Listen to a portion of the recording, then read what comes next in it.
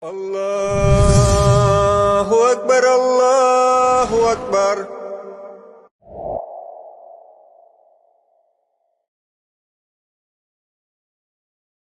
Улымдан ике туған ағаһы зур ақса алып тұрған бурысқа.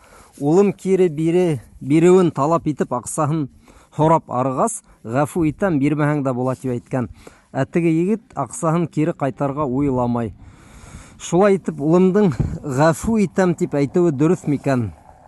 Бу бурыс ул егеттең өстендә каламы? Ошо һорауга җавап бирһәгез инде, хәзрәт.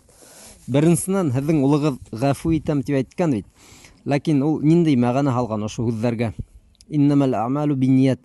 Эштәр нияткә бәйле. Әгәр ул мана был дөньяла һине ғафу итәм, ләкин теге дөньяла кыямәттә аласакмын дип уйлаган икән. Был ғафу итү, ләкин вакытлыса.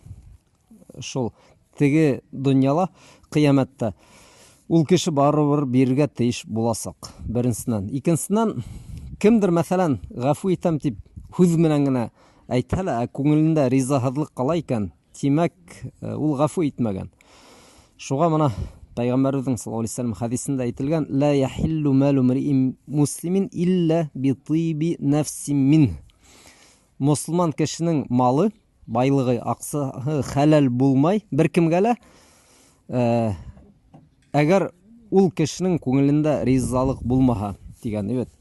Мәсәлән, кемдер, әйтәйек, берәй башлык ниндидер мусламанның малын хаттыра, evet, хат я икенче кешегә бирдерә. Был кеше хаттырга теләмәй һәм бирергә лә теләмәй. Ләкин көсләп уны шулай эшләтәләр.